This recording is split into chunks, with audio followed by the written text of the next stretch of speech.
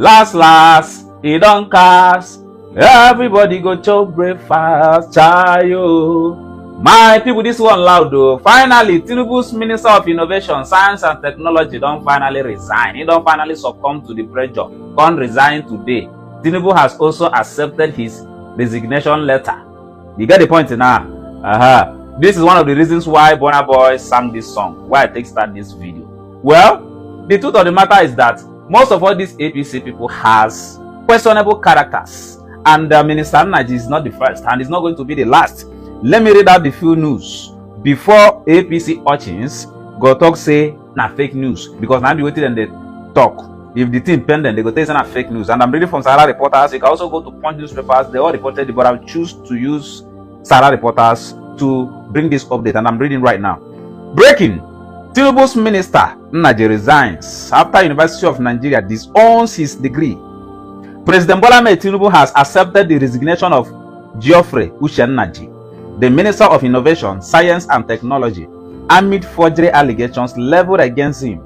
Nnajin, who was appointed by President Tinubu in August 2023, tendered his resignation in a letter on Tuesday, expressing gratitude to the president for the opportunity to serve the country. The announcement was contained in a statement issued on Tuesday by the president's special advisor on information and strategy, Bayo Ononuga. In his letter, the former minister claimed he had been the target of blackmail by political opponents, which influenced his decision to step down. President Tinubu, in response, thanked Nnajin for his service and wished him success in his future endeavors.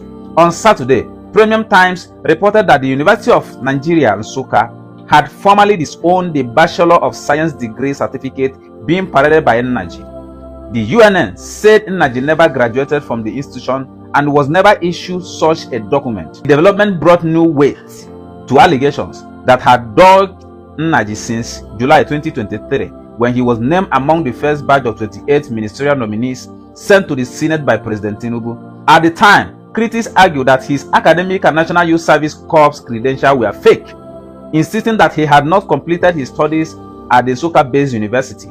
In response to a Freedom of Information requested at Premium Times, the Vice Chancellor of the university, Professor Simon Yo Otuanya, confirmed that while Nnajin was admitted in 1981, there was no record that he completed his studies or graduated from the institutions. On Sunday, Premium Times reported that Nnajin had admitted that the University of Nsukka, UNN, never issued him a degree certificate. According to the report, Nnajin made the admission in court document filed before Justice Hawa Yiwa of the Federal High Court in Abuja. The minister had instituted a suit against the Minister of Education, the National Universities Commission, the University of Nigeria, its Vice Chancellor, Professor Simon Otuanya, the Registrar, a former acting Vice Chancellor, Professor Ogwejofo Ujam, and the University's Senate. The court filings confirmed that Nnajin personally acknowledged not having been issued a certificate by the institution. In his verified affidavit supporting a motion ex parte, which was obtained by the newspaper, Nnajin recounted that he was admitted in 1981 to study microbiology / biochemistry, and he claimed to have completed the program in 1985. However, in paragraph 13 of the affidavit, he confessed that he had never collected any certificate from the university. He stated that even though I am yet to collect my certificate from the third defendant, UNN, due largely to the non-cooperative attitude of the third to fifth defendants, which is UNN, its Vice Chancellor and Registrar. The third defendant issued a letter dated 21st December 2023 to People's Gazette, which stated amongst other things as follows. This is to confirm that Geoffrey Nnajin, with registration number 1981/30725, was admitted in 1981 to study microbiology / biochemistry at the University of Nigeria, Nsukka. Mr. Geoffrey Nnajin graduated from the University of Nigeria in July 1985 with a Bachelor of Science in microbiology / biochemistry, second class, lower division. The letter, signed by UNN Registrar Celine Nnebedum and sent to the People's Gazette, has since been invalidated. In May 2025, Mrs. Nnajin wrote to the Public Complaints Commission, stating that the university searched its 1985 graduation records, but could not find Nnajin's name. Well, una don't hear them. One thing we are supposed to know be say, anything that has to do with APC must be questioned. Most of all these APC members, they all has questionable character, starting from the former president, Buhari. When he wanted to be president, there was a question over his certificate, whether he wrote first school living certificate or not. All of us will remember what I'm saying. But at the end of the day, he later became president. Now, this current president now, the same thing. There are a lot of discrepancies in this current president certificate in the University of Chicago. All of us knows about this one. Now, you don't reach this man turn now. You don't hook him for neck. Well, the truth of the matter is that the man might have admitted, as we have seen in the record. But where question there now be say, did he graduated? And he can they parade some documents showing that he graduated from the university. Do you understand now? That is where he hook up for neck. Now, this man don't rush now, go court. Can they sue UNN, the registrar and the vice chancellor? Because according to him, they delayed his results whenever come out. You understand now? Now, my question be this. You were admitted in 1981, claimed to have graduated in 1985, and you studied microbiology stroke biochemistry or whatever. And since that 1985, where you graduated, you never get your certificate till now. 1985 to 2025. Now, not be 40 years with that. Not be 40 years, now you never get your certificate. That is where problem lies now. Now, he don't drag vice chancellor and the registrar and the UNN to court because everything don't cast so that he will escape jail time. I believe that this might be the reason why this thing just there like this. Well, the truth of the matter is that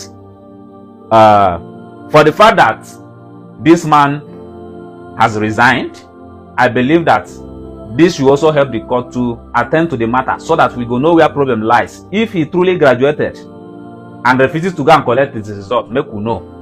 Or if the UNN refuses to give him his results, make we know what thing happened. Whether he was expelled from the university, we're supposed to know. But where the man committed offense that is punishable, at the end of the day, he might even go to prison and say, you went and be parading a result, claiming that you have graduated. It is a different thing. If you don't get certificate at all, you don't even tell anyone. Fine. As they not give you. But why can't they parade certificate where you know say you not get? You have not obtained it. They never give it to you. Despite you claiming that you graduated, you can't they parade that. That is where law is on your neck right now. And the ignorance is not an excuse in the eyes of the law. So, my brother, the only thing that will save you is say you are now in a leading political party. So, once you are an APC member, your sins are forgiven. So, that is where you might escape not being punished or even go to jail. You are an APC member. So, definitely, your sins might be forgiven. But this thing where you do, you're supposed to go to jail. Because you are parading a certificate where you not get. Even if you say they don't give you, you would have dragged them to court all this while. No be today. This matter don't come out now. You can't drag them to court. Whereas this man was screened by the Senate before he becomes a minister. So does it mean that the Senate doesn't do their screening the way it's supposed to go? Anyway, this is Nigeria. So Nigerian factor must apply in everything that we do. Because I don't see the reason why the Senate committee will screen him before he becomes a minister never found out say this man no get certificate. So that is where problem lies I thank God beg una Mona set date, the day where we will gather go EFCC office. I don't care. I think I have rights to protest alongside other youths. I'm just calling because enough of the phone calls. I've gotten more than 10 phone calls. EFCC carry my person, EFCC carry my person, EFCC call my hotel, EFCC call my business. EFCC will not go after corrupt politicians that is ruining our lives. EFCC will be going from hotel to hotel. Anyone that they see is luxurious to bust it and carry boys, carry people on top of their. See, listen, you people should just set the date. I don't have time for this conversation. Pick the dates in the comment section where we will come outside and everybody will mount EFCC office. Since the pastor up there cannot call his thugs, those are thugs, cannot call his thugs to order to tell them to do things the right way, follow due process. How you go bust hotels? You pack about 94 people, you did not profile them from that day to the next day to the next day to the next day. You already put them in detention even before profiling them. Normally I thought you are supposed to investigate, and then when you have credible evidence you will not go after the person, or you have good suspicion you will go after the person. No, EFCC will first arrest you, and then before they start investigating, now start asking you what is your name. Oh yeah, let's see your phone. You people should set dates in the comment section. And don't use, when are we going to EFCC office? I didn't want to talk about this issue, but the cause I'm losing my mind. When are we now going to go there? I don't have the energy to go and fight for this one or fight for Sazuwa today, tomorrow Sapolo. I don't have the energy. Everybody come outside. It's so disheartening that we are going through all this and nobody to even complain to. Maybe I paste the phone number of that. What's the name of that pastor again? They should post his number, his wife's number, his full family's number, so that he will not have the peace that we don't have. What the hell is going on? Lawyers will go there to want to go and bail their clients. You ridicule lawyers. You make lawyers look like, because I've gotten multiple complaints. Even their office in Abuja, the same thing in Benin. I don't know if it's the same thing that's happening in other states. What's going on in EFCC? You people should tag them. You will get to EFCC office, they've arrested you, they profiled you. They will now use their hand to recommend lawyer for you. They have syndicate of lawyers that they work with. You'll give like one lawyer, you'll give her like 20 something clients, because you know when they now pay these people, they will have commission. One person tell me the other day, allegedly, that he barely can 4 million, he barely said 4 million, he give lawyer 4 million. What the hell is going on? You people should set dates. I know your work for anybody matter. Set the dates. I'm going to book my flight. I go come. All human rights activists in Edo, you need to come outside. Everybody needs to come outside now. Nobody want to do business. Nobody want to come to EFCC here, EFCC there. Nobody is saying you shouldn't do your work, but be straight with it. Go after corrupt politician if it's sure for you. See Tinubu does and then they spray money for a presence. Nobody's talking about it now. Nobody's talking about it. But if Nakubana chief priest now can't go prison, but priest now can't go prison. What? Set the dates, please. Only is on the path of recovery. Super story. And then that we are making progress. What's your take? That one is Tales by Moonlight.